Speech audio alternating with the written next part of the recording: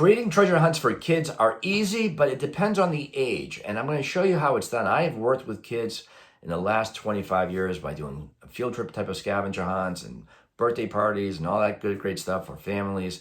But I'm going to show you how it's done and really kind of concentrate on the age range on this, right? So what is too young to do these types of scavenger hunts or treasure hunts that I'm going to explain to you. So first of all, guys, my name is Chris. I'm the head game coordinator of Cash Hunt. We're a premium scavenger hunt company that has been producing scavenger hunts for the past 25 years in a variety of different locations here in the good old US.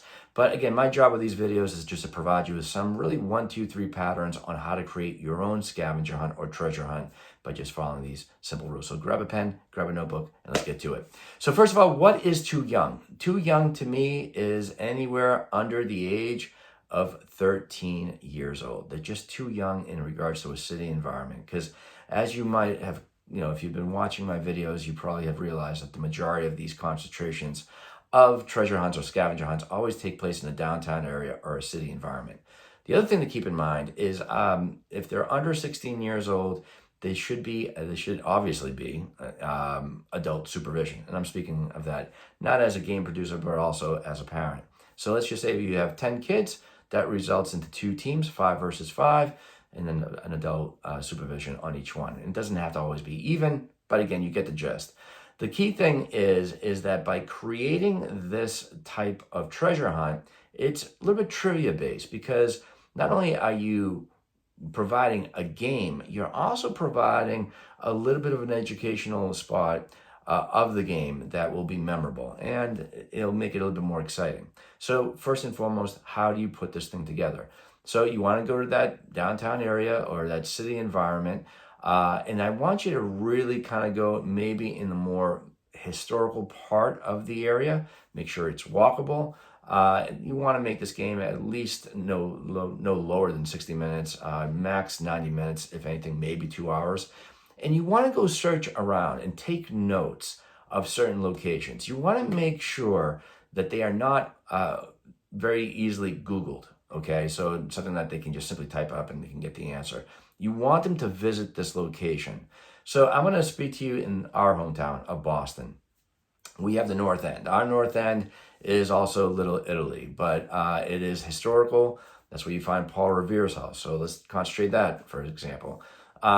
You would put something very simple that they would have to physically go to, like how many windows are in the front face of Paul Revere's house.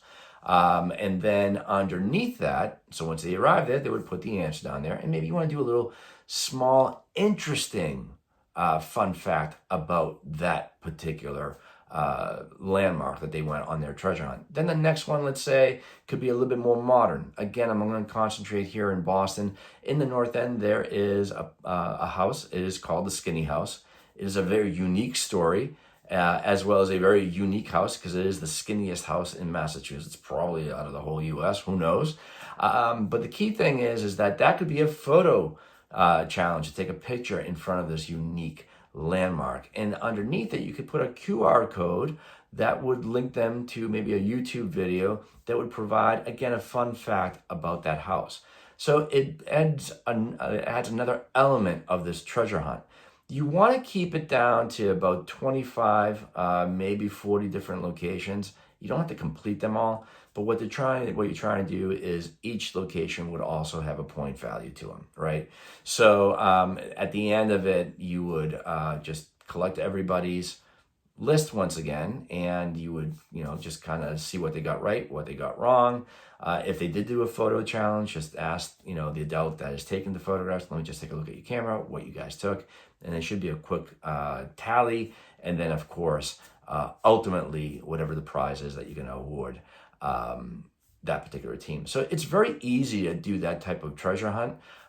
It is not something physically that you can hide. If you want to hide certain things and you can do that. But I think by doing this for kids, and again, I'm speaking as a parent, is that you provide them to be aware of what is in their hometown or their home city.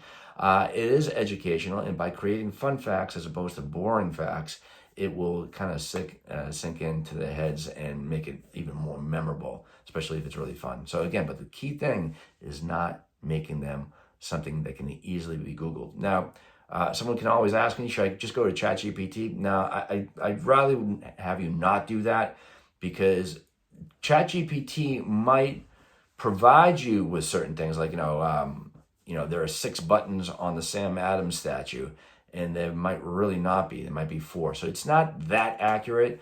So it's something that you would have to just spend a few hours just kind of scouting the area and just putting, those specific things down. Like I used Sam Adams statue here in Boston.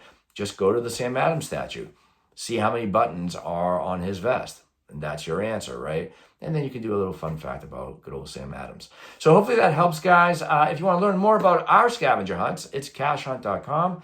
There is a link below in the description. Always like, subscribe. And if you do have a comment or a question about scavenger hunts, simply just put it in the comments below. We appreciate it. Thank you so much. And to learn more about our scavenger hunt ideas that you guys can simply put together, just hit the box wherever it floats in or around. Thanks so much, guys. Get to creating, and let's play.